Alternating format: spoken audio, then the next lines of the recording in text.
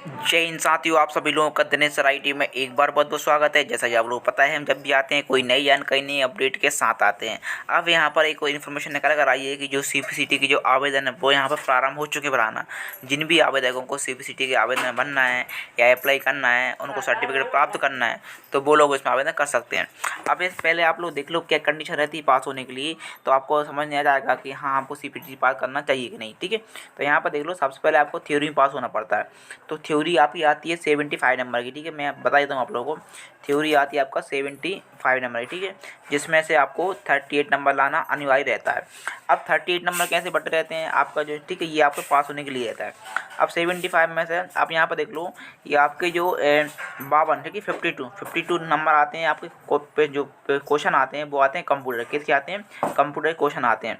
बाकी जो 23 क्वेश्चन बचे रहते हैं, ठीक है, 23 क्वेश्चन ये आते हैं आपके, जिसमें आपका GK रहेगा, मैथ रहेगा, रीजनिंग रहेगा।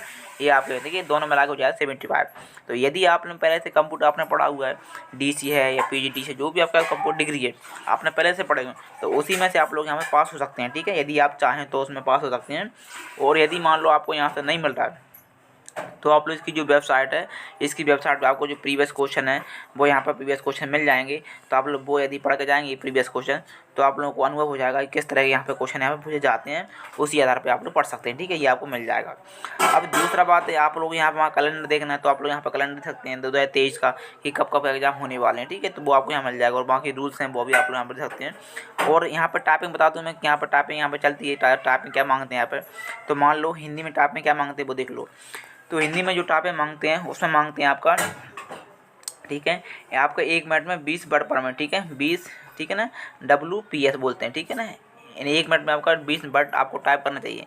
यानी वहाँ पर आपको 15 मिनट का टाइम दिया जाएगा, जिसमें आपको फिर आगे आपको टाइप करना होगा। ठीक है, तो यदि आप 20 पर कर लेते हैं, यानी आपकी आ जाती है, तो आप लोग पास हो जाते हैं। और यदि कम होती है आपकी स्पीड, 19 WPS हुई, तो आप वहाँ पर डिस्क्वालीफाई हो जाते हैं। ठीक है, ऐसा इंग्लिश का रहता है। इंग्लिश में क्या रहता है, तो इंग्लिश में आपका रहता है इंग्लिश। ठीक है, इंग्लिश में रहता है आपको वो मांगते हैं 30 WPS, यानी 1 मिनट में 30 वर्ड आपको टाइप करना चाहिए।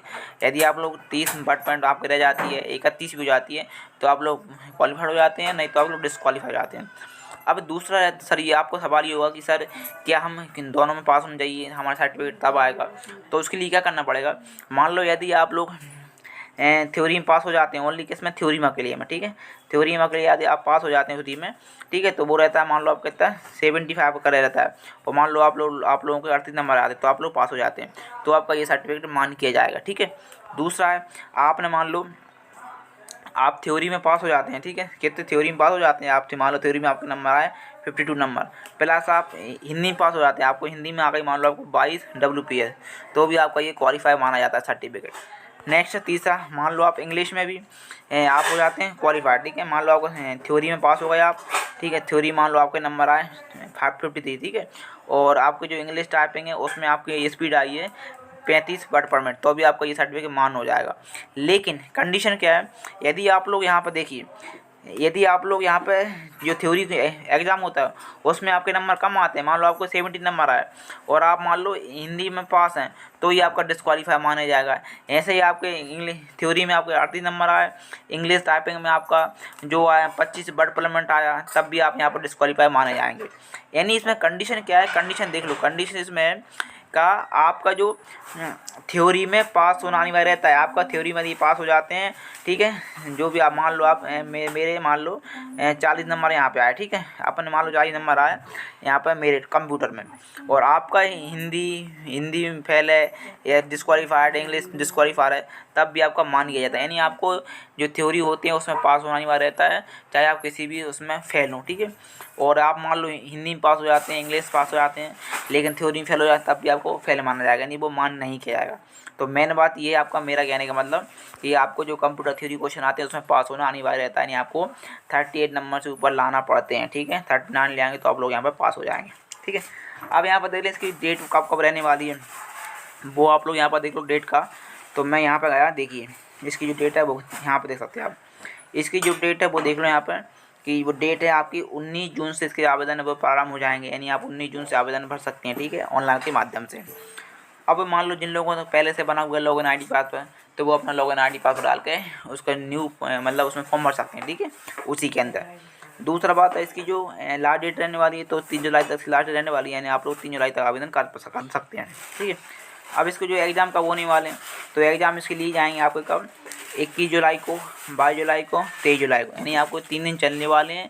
फर्स्ट और सेकंड शिफ्ट तीनों शिफ्ट में ही चलने वाले आपके एग्ज़ाम है, ठीक है। अब आप पूछेंगे सर का जो स्कोर कार्ड वो कब आएगा, नहीं रिजल्ट कब आएगा, तो इसके जो रिजल्ट तो आपको तुरंत दिख जाते हैं। आप जैसे ही सबमिट करते हैं एग्ज़ाम के समय जो आप हिंदी पहले आपका होता है थ्योरी क्वेश्चन, फिर आपका होता है हिंदी, फिर इंग्लिश, ठीक है। तो जैसे ही आप सबमिट करते हैं तो आपको वहाँ पर दिख जाता है आपको कितने कितने नंबर आपके मिले हुए किस सब्जेक्ट में, हिंदी में कितने आए, कितनी वर्ड में स्पीड आई, इंग्लिश में कितनी WPS आपकी स्पीड आई है, या आपके जो क्वेश्चन है वो कितने हैं, ठीक है। तो वो आपको वहीं आपको रिजल्ट दिख जाता है। और इसका जो एक्चुअल रिजल्ट आता है, जो डाउनलोड होता है, वो 15 दिन के अंदर यहाँ पर डाउनलोड हो जाता है। तो आपके लिए मतलब तुरंत आपके सामने आ जाता है। तो जो लोग पहले से तैयारी कर रहे हैं या पहले से एग्ज़ाम दे चुके हैं 1-2 बार, वो डिस्क्वालीफाई हो चुके हैं, तो वो लोग इसमें आवेदन डाल दें। अब ये आवेदन क्यों डालें, क्या होता है कि मध्य प्रदेश में अधिकतर जो भी एग्ज़ाम आते हैं, कोई भी कलेक्टेड जॉब हुई, डाटा एंट्री ऑपरेटर की या कंप्यूटर ऑपरेटर की, तो उसमें ये मांग लेते हैं कि CPCT आपके पास होना चाहिए, यानी कंप्यूटर डिप्लोमा प्लस CPCT। तो उसमें आप लोग हो जाते हैं। अब इसमें जो भर्ती कैसे होती है, तो इनकी जो भर्ती होती है वो होती है भर्ती डायरेक्ट भर्ती, यानी आपका ना ही आपका एग्ज़ाम लिया जाता है उसमें, ठीक है, ना ही आपका एग्ज़ाम होगा उसमें, और ना ही आपका जो कोई लिखित परीक्षा होगी, ठीक है। उसमें आपका यदि आपके CPCT में जो आपके कंप्यूटर के जो क्वेश्चन है आपके, यदि आप उसमें उस आधार पर पास हैं, उसी आधार पर आपकी जो मेरिट है वो यहाँ पर तैयार की जाती है, यानी CPCT के अंकों के आधार पर, ठीक है। फिर बाद में आपका हिंदी इंग्लिश टाइप में देखी जाती है। तो आपका जो मेरिट बनती है वो बनती है CPCT के अंकों के आधार पर। तो जो भी इसमें आवेदन करना चाहते हैं, तो ये मान लो पटवारी का एग्ज़ाम, उसमें भी CPCT मांगते हैं।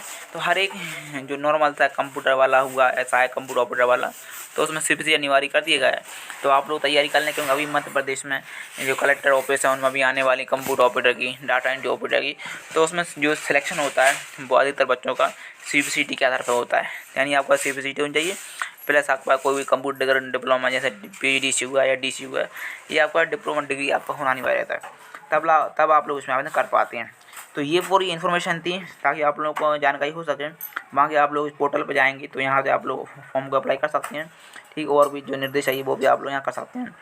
और आप अप्लाई करने के लिए आपको यहाँ पर जाना पड़ेगा। यहाँ पर देख लो आप एक बार, यहाँ पे आओगे, आपको यदि आप पहली बार फॉर्म भर रहे हैं तो आपको न्यू रजिस्टर पे क्लिक करना पड़ेगा यहाँ पे। और यदि आप लोगों ने पहले एग्ज़ाम दे दिया 1-2 बार, तो आप लोग यहाँ पे एडजस्ट पे क्लिक करेंगे। जैसे ही आप लोग यहाँ पे क्लिक करेंगे तो आपके सामने यहाँ पे जो आपका लॉगिन ID पासवर्ड होगा वो आपको यहाँ पे डालना पड़ेगा, ठीक है।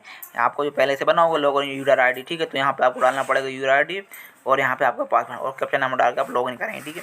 लेकिन जिन लोगों को पहले से नहीं बना हुआ है तो वो लोग क्या करें, वो लोग यहाँ पे फिर बैक जाएंगे और न्यू रजिस्टर पे यहाँ पे क्लिक करना पड़ेगा, ठीक है। तो वो लोग अपनी इन्फॉर्मेशन है वो वहाँ से फिल करेंगे, पर्सनल नेम डालना पड़ेगा, ठीक है। यहाँ पे आपका फादर नेम है, ठीक है, ये सब आपकी इन्फॉर्मेशन सब डलती है इसमें, ठीक है। ये पूरी अभी डालना पड़ेगा और ये सबमिट करना पड़ेगा, तब जानकर आपका जो रजिस्टर्ड वो प्राप्त हो जाएगा, ठीक है। बाकी इसमें जो सिग्नेचर अपलोड होंगे फ़ोटो वो आप अपलोड हो जाएगा। तो ये पूरी इन्फॉर्मेशन थी, इसलिए मैंने बता दिया आप लोगों को। चलिए फिर मिलते हैं अपन नेक्स्ट वीडियो में नई जानकारी के साथ। ओके दोस्तों, आप लोग हमारी वीडियो पसंद आए तो वीडियो को लाइक करते हैं, और अभी तक आपने चैनल को सब्सक्राइब नहीं किया तो चैनल भी आप लोग सब्सक्राइब कर लें। ओके दोस्तों, थैंक्स।